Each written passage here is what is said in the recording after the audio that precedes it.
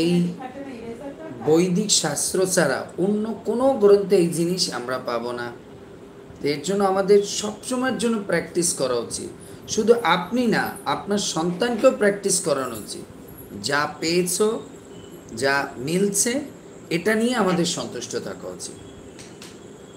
এর জন্য self satisfaction is the greatest achievement, the greatest gift in our life. হ্যাঁ না? ভগবানকে একবার জিজ্ঞেস করেছিল, ভগবান এই জগতের সবচেয়ে মানে শ্রেষ্ঠ উপহারটা কি?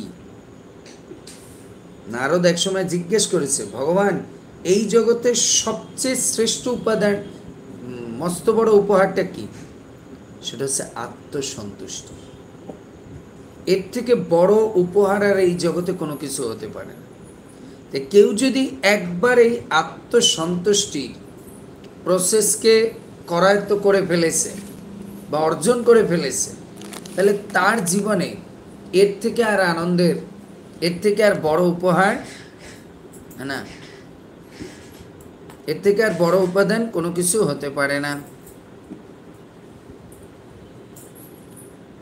হ্যাঁ, তারপর ব্রহ্মাণ্ডের সংস্কৃতি অনুসারে অনায়াসে যা লাভ হয় তা নিয়ে সন্তুষ্ট থেকে আধ্যাত্মিক চেতনার বিকাশ সাধনের নির্দেশ দেওয়া হয়েছে, তাহলে মানুষ বিরতে পারবে। কৃষ্ণ ভাবমিত আন্দোলনের উদ্দেশ্য হচ্ছে সেই তত্ত্বজ্ঞান সর্বত্র প্রচার করা। যাদের বিজ্ঞানসম্মতভাবে আধ্যাত্মিক জ্ঞান নেই, তারা ভ্রান্তিবশত মনে করে যে কৃষ্ণ ভাবমিত আন্দোলনের সদস্যরা জাগতিক দায় দায়িত্বে এড়িয়ে যাওয়ার চেষ্টা করছে। কিন্তু প্রকৃতপক্ষে আমরা জীবনের চরম সুখ লাভের বাস্তব কার্যকলাপের যুক্ত। কেউ যদি তার চিন্ময় ইন্দ্রিয়ের তৃপ্তি সাধনের শিক্ষা লাভ না করে, জড় ইন্দ্রিয়ের তৃপ্তি সাধনের চেষ্টা করে, তাহলে সে কখনোই নিত্য আনন্দ লাভ করতে পারবে না। শ্রীমদ্ ভাগবতের পঞ্চম স্কন্ধের পঞ্চম অধ্যায়ের প্রথম শ্লোকে তাই বলা হয়েছে, তপোদীপং পুত্রকা যেন সত্য শুদ্ধ যস্মাৎ ব্রহ্ম শোকাং তনন্তম।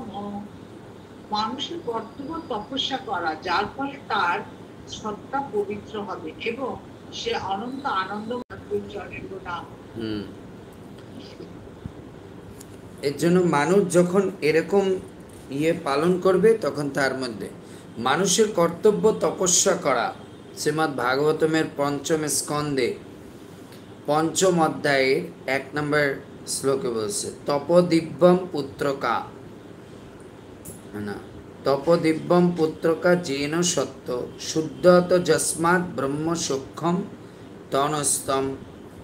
মানুষের কর্তব্য তপস্যা করা, যার ফলে তার সত্তা পবিত্র হয় এবং সে অন্তত আনন্দময় জীবন লাভ করে। তার মানে এখানে আপনার মধ্যে, আপনাদের কাছে কখনো একটা প্রশ্ন আসতে পারে, তপস্যা মানুষকে জীবনকে কি করে? এর জন্য এই শ্লোকটাকে আমাদের মনে রাখতে হবে। এটা বিখ্যাত শ্লোক, তপোদিব্যম। তপস্যা আমাদের চিত্তকে কি করে? পবিত্র করে। কেউ যদি চিত্তকে পবিত্র করতে চায়, তাহলে তার কি করা উচিত? তপস্যা করা উচিত। ক্লিয়ার? এরপর শ্লোক 25,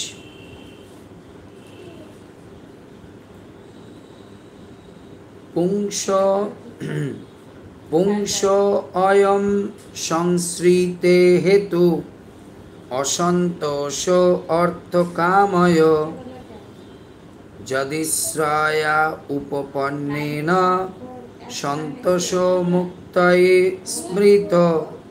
অনুবাদ পড়ুন সচিমাতা।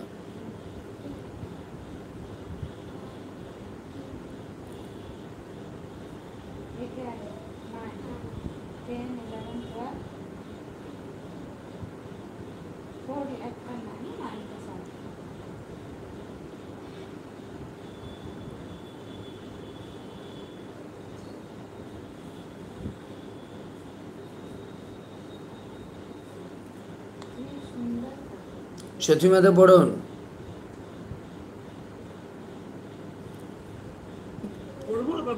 হ্যাঁ, অনুবাদ পড়ুন এটা।